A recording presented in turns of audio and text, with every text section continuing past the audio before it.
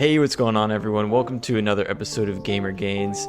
Today we have a special end of the year closing video. So we all know 2020 has been a crazy year, and there's been a lot of ups and downs for both the real world and in the gaming world. So today I have my friend CustomChief joining me, and we're going to talk about the top 10 Xbox and Halo events of 2020.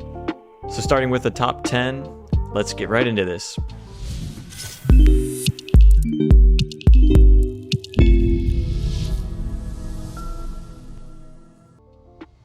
At number 10, we have, obviously, the biggest Halo news of the year, CustomChief and I making our YouTube channels in 2020.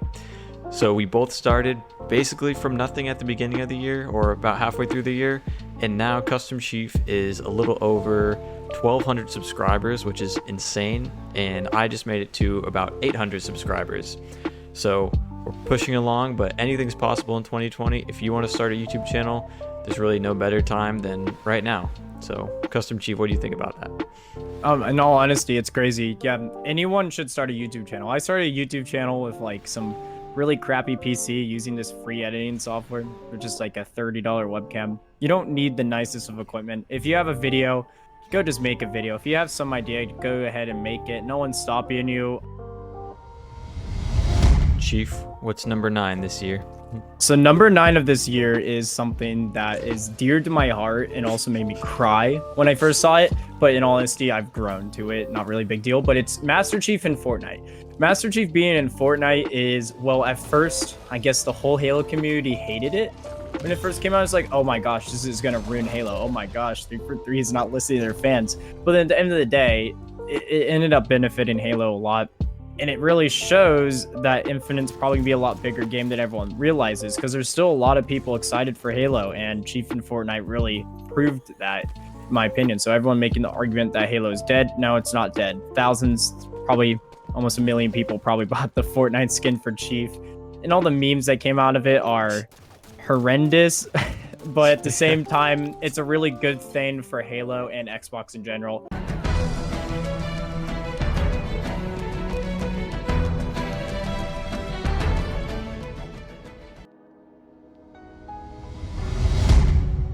Let's go ahead and lead into number 8. Gamer Gains, take it away.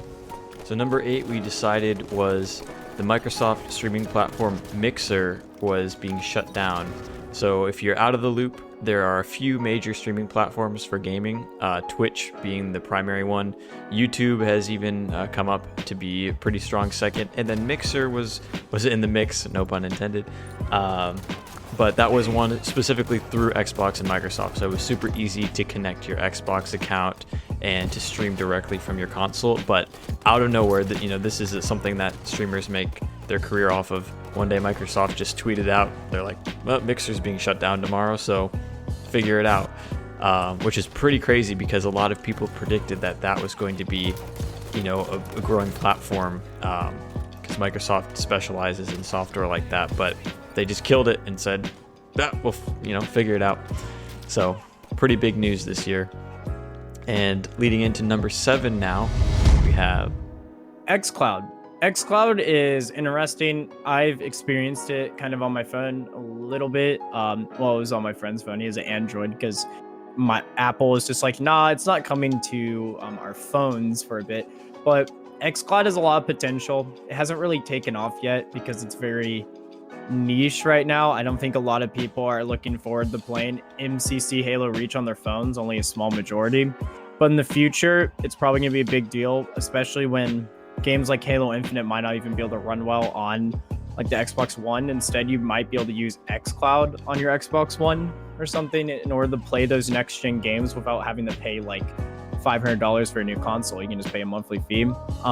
Really, xCloud is still a big deal, because it's going to be big in the next few years, and 2020 really showed that it has a lot of potential, and it's not trash like Stadia. I still don't like Stadia.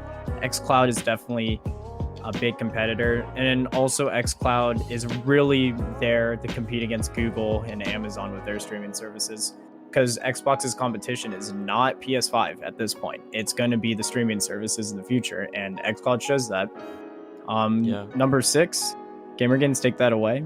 So number 6, talked about it a lot on this channel, but it's Xbox Game Pass, and I know Xbox Game Pass existed before 2020, but I feel like it really took off this year, and the fact that like you hear about it all the time, and there's now what, like 15 or 20 million people on the service. Like last year I would have said I don't think Game Pass is that important, but this year now there's so many huge games, and with the announcement that every first party Xbox title will be coming to Xbox Game Pass on launch day.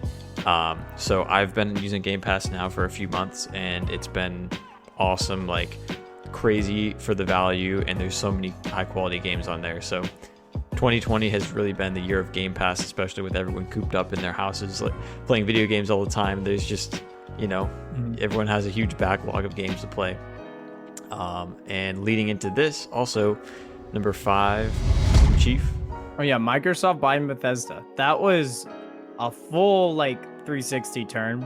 I did not expect it. I don't think anyone really expected it. Like I know there's leaks saying Xbox is gonna buy a big studio, but I was thinking more of maybe a medium studio's made one good game or something. But no, they buy ZeniMax, which basically owns Bethesda, and Bethesda owns all these smaller studios like id Software. I think they don't have Obsidian anymore. But the thing is, I think Xbox owns Obsidian too. Yeah. So I would not be surprised if there is a Fallout game not under Bethesda, but maybe under Obsidian. That could happen since Microsoft owns those companies now. They can kind of do whatever they want. Not really whatever they want, but you get the point. I expect Doom to become a pretty big Xbox exclusive in the future. I honestly would argue it's basically an Xbox exclusive at this point, but I expect, they've already said, these big new Bethesda games that people are really hyped for are only on Xbox now. The new ones, in the future. Now, obviously, they're respecting the deals with Sony. Yeah. All right, so leading in the number 4, take it away. So number 4 is the Halo Master Chief Collection coming to PC. So basically, before this year, the only way to play Halo was on an Xbox console. And a lot of PC modders have created ways to play Halo 3 and Halo 4 on PC, but it was always some kind of bootleg, sketchy thing. So finally, after years of begging, 343 Industries finally listened to their fans and gave the Master Chief Collection the love that it deserved and brought it to PC in a true port. And I really didn't cover a lot of this or look into all this news when it was happening, but recently I got a gaming PC and I've been playing MCC on PC, and it runs really well, just as well as it does on Xbox. A lot of the features are there that you'd expect for a PC game with all your settings and key bindings, so they really did a top-notch job with MCC for PC. So looking forward to how they can carry that into Halo Infinite when that comes to PC also. And number 3, CustomChief. I think the last 3 we should all talk about, because these are probably the biggest things of the year, and probably I think the most impactful for both our channels, in my opinion. So Halo Infinite's gameplay reveal was, oh gosh, it's so hard to talk about, because there's really, my perspective on it has changed probably 20 times, because the first time I saw it, I was, I know fit. And then you look at 4 and 5, and even then you saw a lot more polish with those games. Those are past 343 games, and you compare it to older games, there definitely was a lack of polish there. And everyone knew when they first saw it.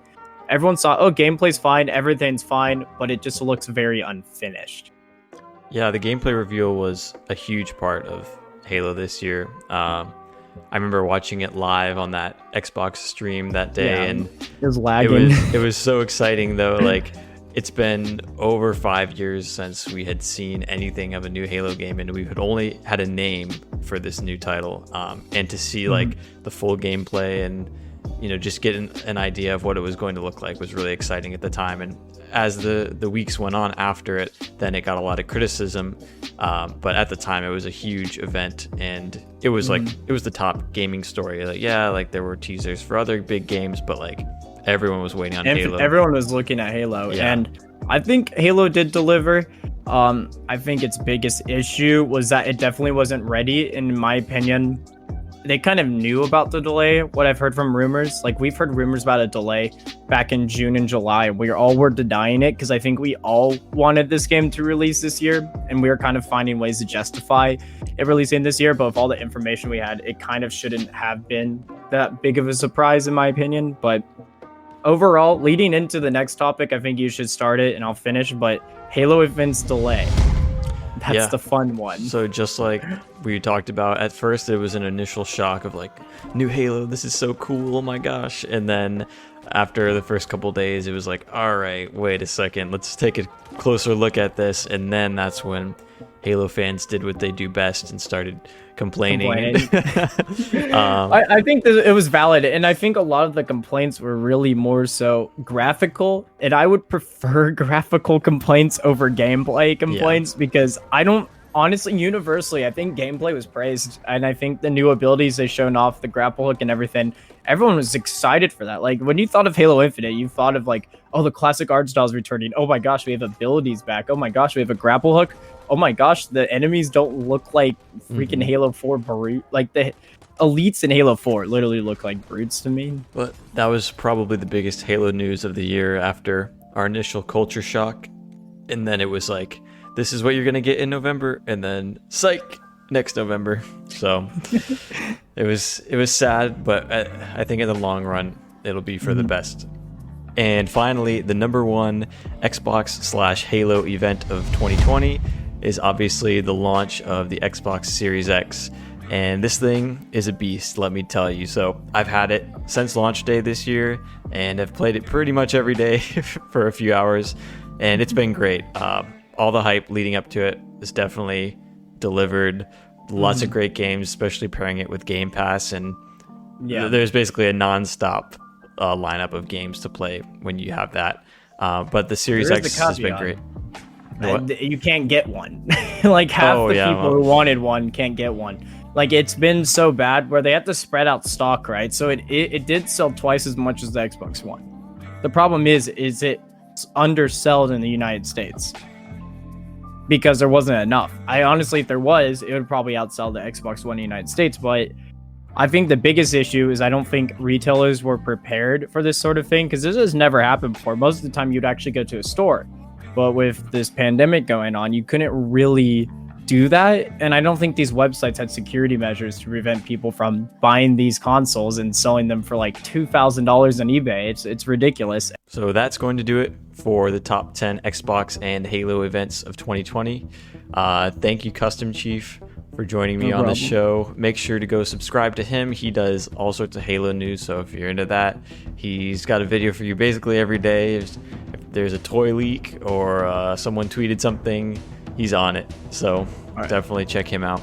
But that's going to do it for today. Make sure to leave a comment below, subscribe, smack that like button, and I'll see you guys in the next one. Peace.